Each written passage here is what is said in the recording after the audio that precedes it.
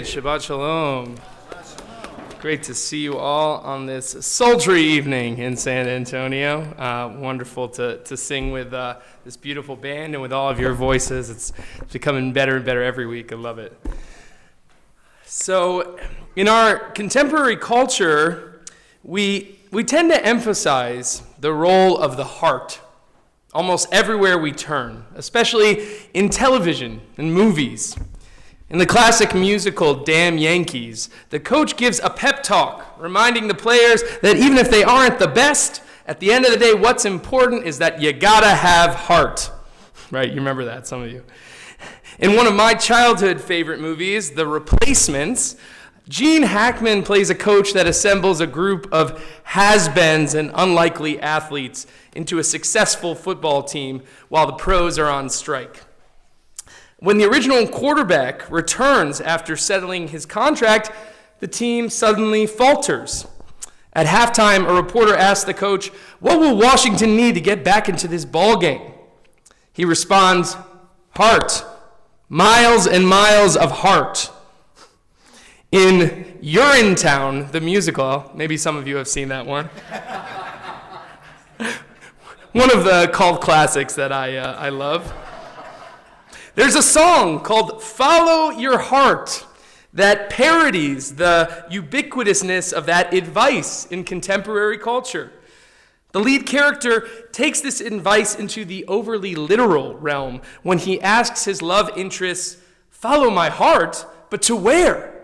She replies, "To wherever your heart tells you to go." He then points to the horizon and asks, "Even there?" She says, "Even to the clouds, if that's what your heart commands." Little theater tonight.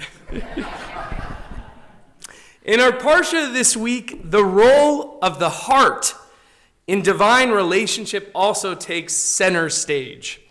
It starts when Moses assures the people that when things get rough in the future and God feels distant from them, he says, if you seek Adonai your God, from there it is, then you'll find him, as long as you seek him with all your heart and all your soul. Moshe follows this by strengthening the people, and you shall know and place it on your heart that Adonai is the God, there is no other. A few verses later, in remembering the moment at Mount Sinai when the people are too afraid to hear God's voice directly, Moses recalls God's approving response to this. If only it could be that their hearts would be like this, to fear me and observe all my commandments every day. And finally, the most famous of these heart-centered moments in our Parsha, and you shall love Adonai your God with all your heart, with all your soul, and with all your might, which we say in the V'ahavta twice a day, every day. For Moshe, the heart is the key to being faithful to God and following the Torah. It is a place that represents the seat of true worship and effort, but also a place of emotions, thought, and memory.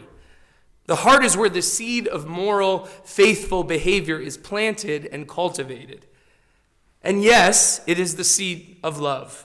In this case, especially love of God. But in this last famous example, our rabbis take note of the somewhat irregular word used for the heart by Moshe. Not lev, which is what we would say in modern Hebrew, but levav, with an extra vet. So while contextually Moses is actually just talking about one heart, the rabbis do a midrash on this extra letter and they make the word doubled. Not with all your heart, but with all your hearts, plural. What does that mean, to love God with all your multiple hearts? In the Talmud, in Masechet Brachot, it teaches that all your hearts means with your two instincts, your one for good and your instinct for evil. To be truly loving God with all your heart involves not just doing so when you're feeling at your best, but also, and maybe even especially, when you are drawn to be your worst. In describing this idea, the Talmudic passage instructs that a person must give thanks for both the good and the bad of life. This is one of the sources of the practice we have of saying blessings both upon hearing good news. We say Baruch Hatov v'Hametiv, blessed is the one who is good and does good, and upon hearing bad news, Baruch Dayan Ha'emet, which we often say at funerals, blessed is the true judge. Now, in theory, this is a beautiful idea. To be truly in love, in relationship with God, means we can't just be in relationship when things are going well. We can't be fair weather fans. We must be committed to God even and especially when things are not going our way, when we experience great losses, when our faith is tested, when events in our world feel like they are spiraling out of control. It is in these moments that we show that our love for God is real and steadfast, in spite of the deep pain that we feel. In practice, though, doing so is incredibly difficult. It can feel cruel to ask us to thank God when we have hit rock bottom. When family members or friends, God forbid, die tragically before their time, what right does our tradition have to ask us to say, blessed is the true judge? What kind of judge is it that would make innocent people suffer or take away our loved ones so suddenly? Being asked to submit to a broader divine scheme or nature of the universe at our most vulnerable can feel cruel and even sometimes push people away from God when they need to feel God's presence the most. So how do we act out this command of loving God in the good and the bad times wholeheartedly? There's no simple answer, but we can understand the danger of only loving God when things are going well for ourselves or our family. If this were the case, then we would turn God into a kind of idol, making our relationship one of quid pro quo, tit for tat.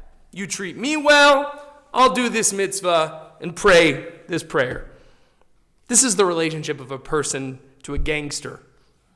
The threat of retribution is always hanging over our heads. Now, on the other end of this spectrum, if we only thank God for the bad, we become nihilists, seeing the world as inherently evil, life as inherently miserable, thinking that God is simply not life-giving, only submitting to our fate without any potential for blessing. Perhaps what this wholehearted love of God is the idea found in the famous Naomi Shemer song, Al Kol Eleh. All these things, protect me, my good God, for the honey and the sting, for the bitter and the sweet. When we say blessed is the true judge upon heart-wrenching news or circumstances, what we are saying is that we accept that pain is a part of life and it's inseparable from all the good that we experience. We don't have to believe that God wills bad things to happen or even has control over them to say these words of blessing. We must simply accept that for whatever reason, tragedy and pain are a part of the system as much as joy and pleasure. And perhaps even this pain exists in order to make us that much more grateful for the joys that came before and those still to come. In a certain way, pleasure and hope do not exist without despair. This Shabbat we call Shabbat Nachamu, named after the first words of the Haftarah from Isaiah that we recite the first Shabbat following the saddest day of the Jewish year, Tisha B'Av. Nachamu means comfort, and it signals to us that despite the tragedies that have befallen and continue to befall us, there is always hope on the horizon. Hope for renewal, for return, for joy and gladness.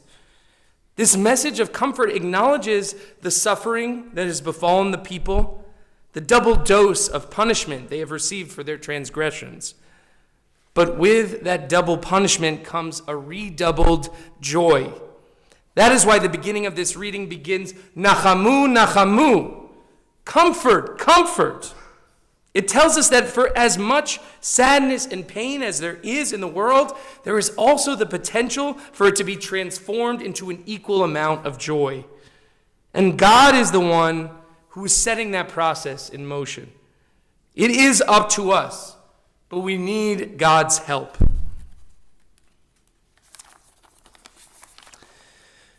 That is what I think is behind this message of blessed is the true judge. The world is bigger than just our joys.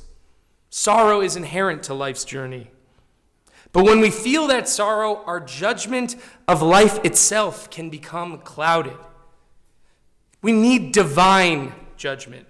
We need God to comfort us by reminding us of the bigger picture of all that good that God has provided and will provide for us.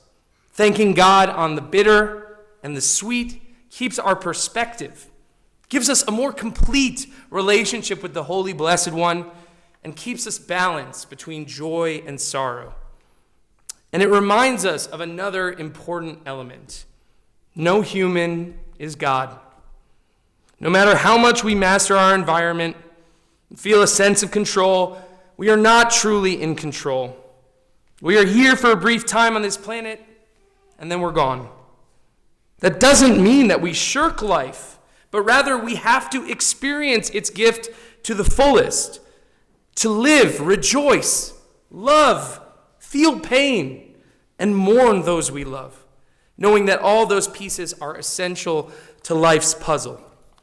That is the challenge that we are given when we are commanded to love Adonai, our God, with all our heart. It is the challenge to live with an awareness of divine reality, to be deeply grateful for life, and to accept the limits of our ability to see the bigger picture. It is not just to follow our heart wherever it leads us, but to deepen our relationship with the divine in every circumstance, even when it's difficult.